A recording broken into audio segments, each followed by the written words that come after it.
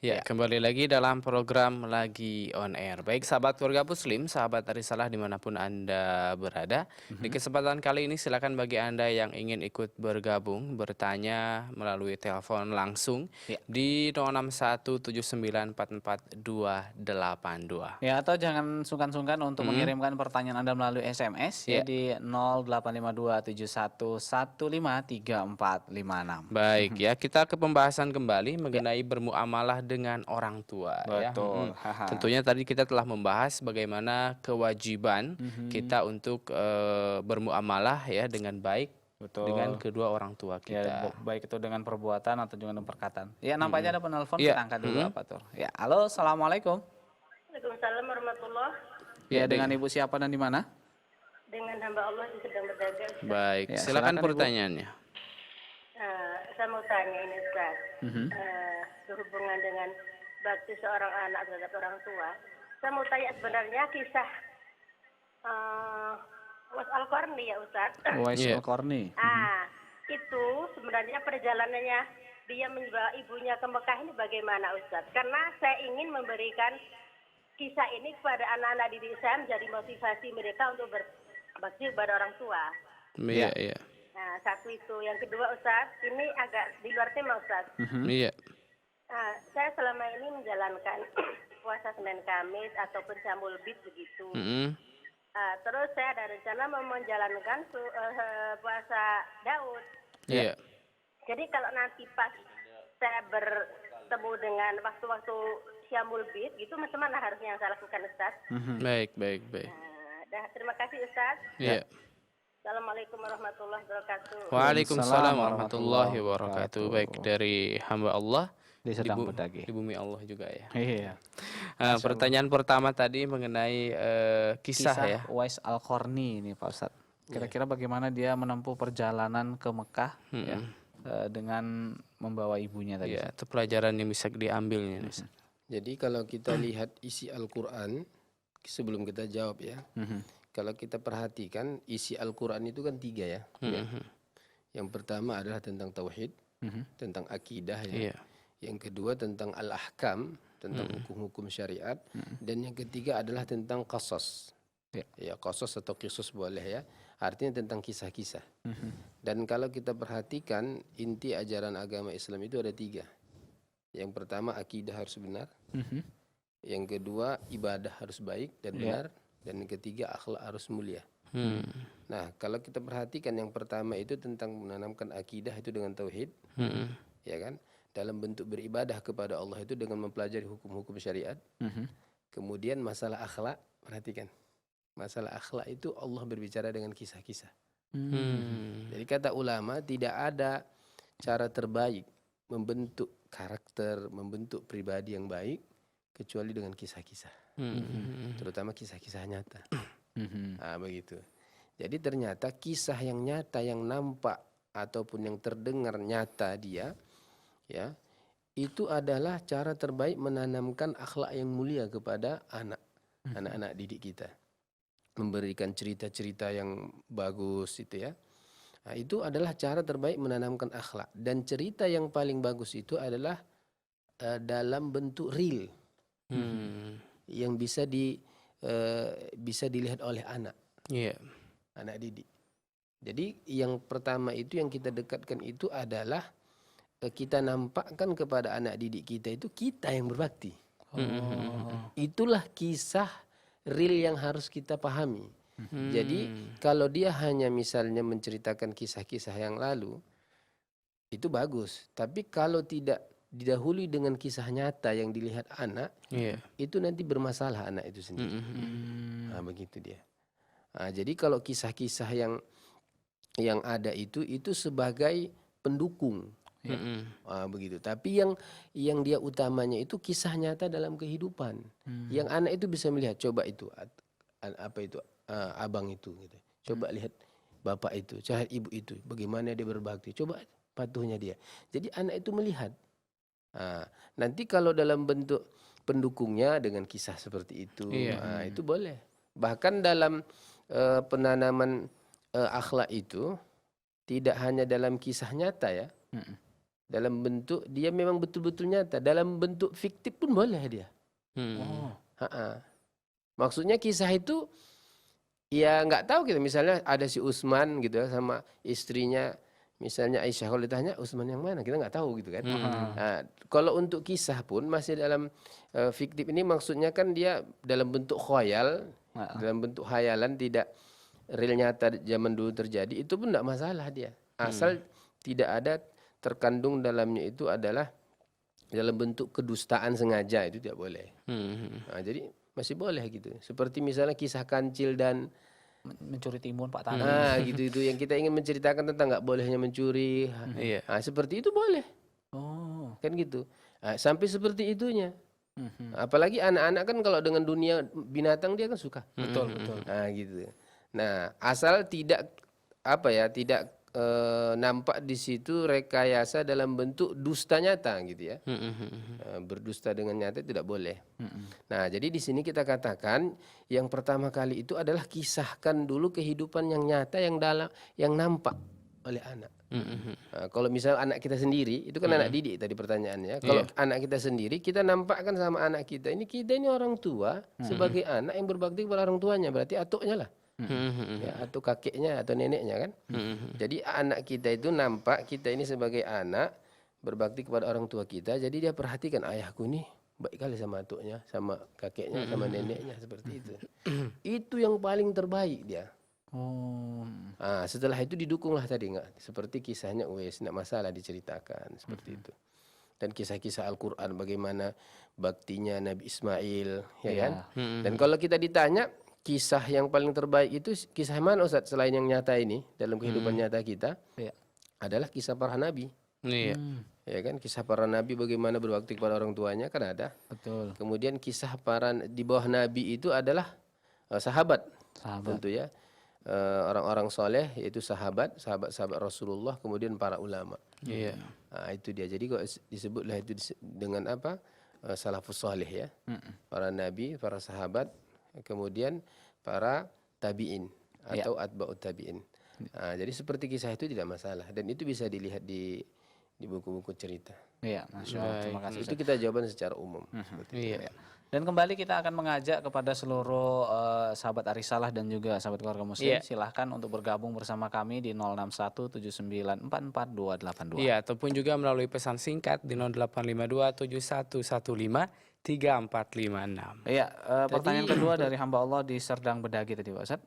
Tadi pertanyaan yang kedua belum ya? Iya, belum. iya. Aha, ini kita lanjut lagi Ustadz. Pertanyaannya terkait masalah puasa. Ya. Nampaknya ada penelpon ya. Kita angkat tahan dulu ya. Ya, halo, assalamualaikum. Waalaikumsalam warahmatullahi wabarakatuh. Halo, assalamualaikum. Waalaikumsalam. Halo, assalamualaikum. Waalaikumsalam Ustaz. Waalaikumsalam. Iya, dengan siapa dan di mana? Aisyah di Serdang Bedagi Ustaz. Baik, Aisyah, silakan selamat pertanyaannya. Ya Ustaz. Assalamualaikum warahmatullahi wabarakatuh Ustaz. Waalaikumsalam warahmatullahi wabarakatuh. Saya ada pertanyaan tentang ini Ustaz. Tentang menasihati seorang anak tadi Ustaz ya. Ini dalam lingkungan pribadi ya Ustaz ya. Di saudara kita sendiri. Kan sudah sudah hampir 5 bulan ya Ustaz. Iya. Nah itu kan berselisih terus sama orang tuanya gitu Ustaz ya. Sedangkan orang tuanya cuma tinggal satunya, tinggal ibunya gitu Ustaz ya.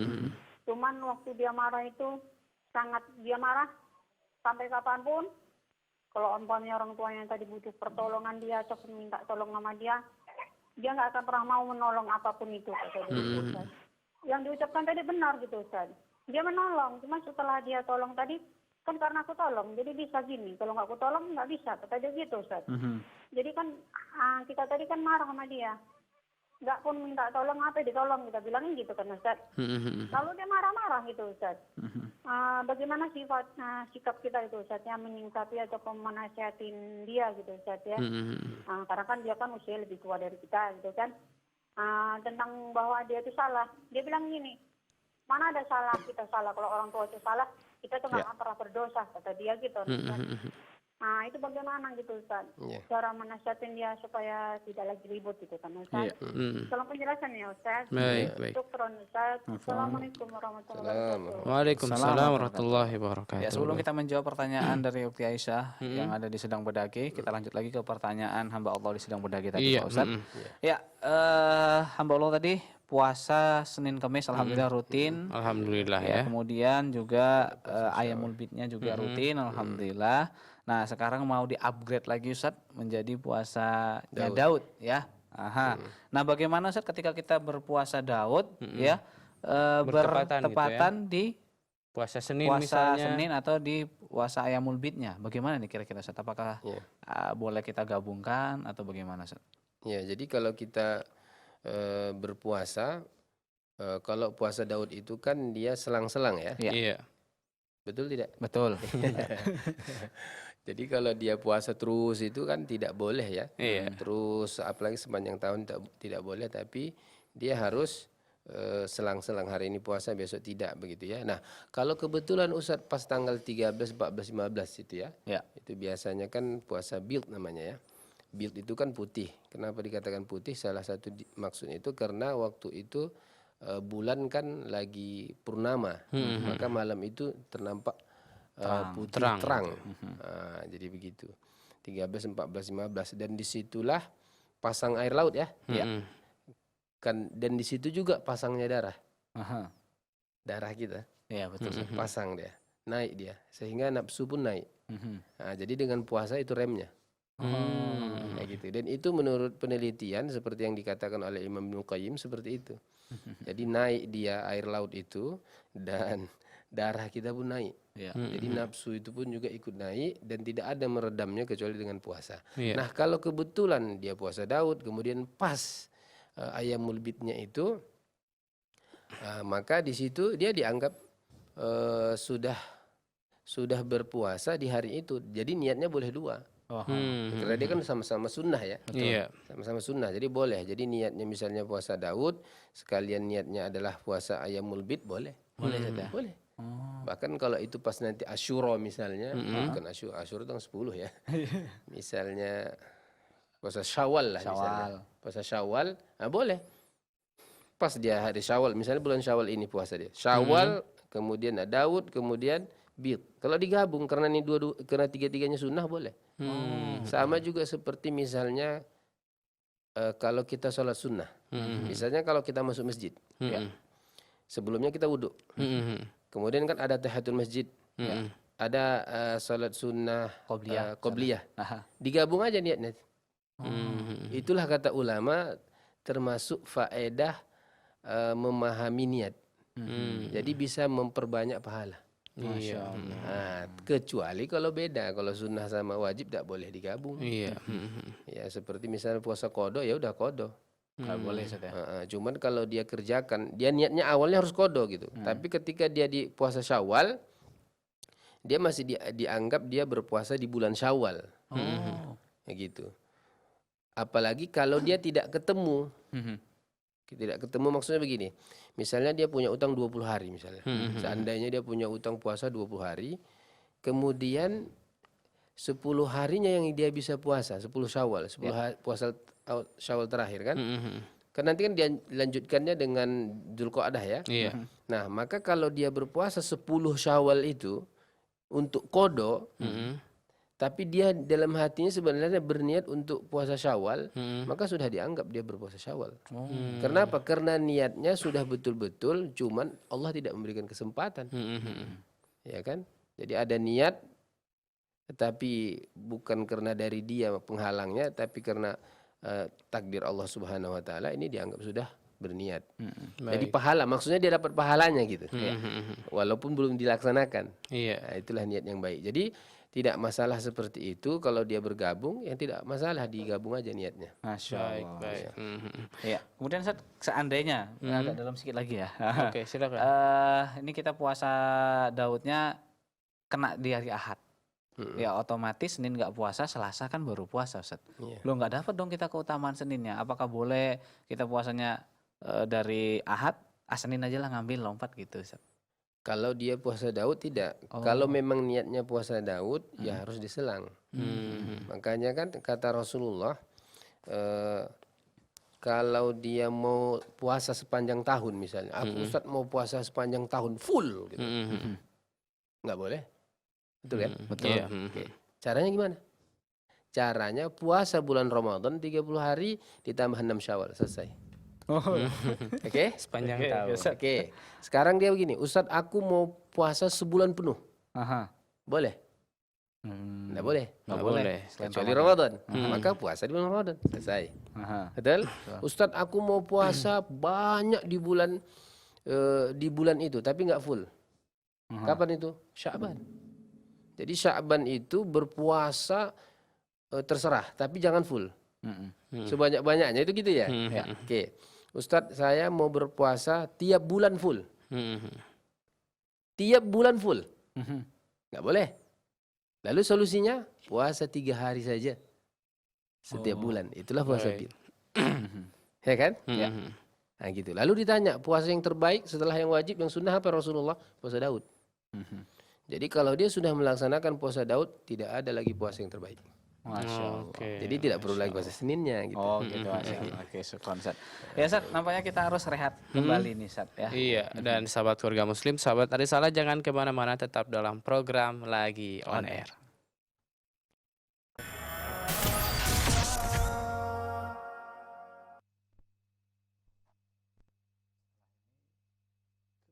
Ini ada pertanyaan dua nih, berkaitan nih semua nih. Nggak apa-apa di sini.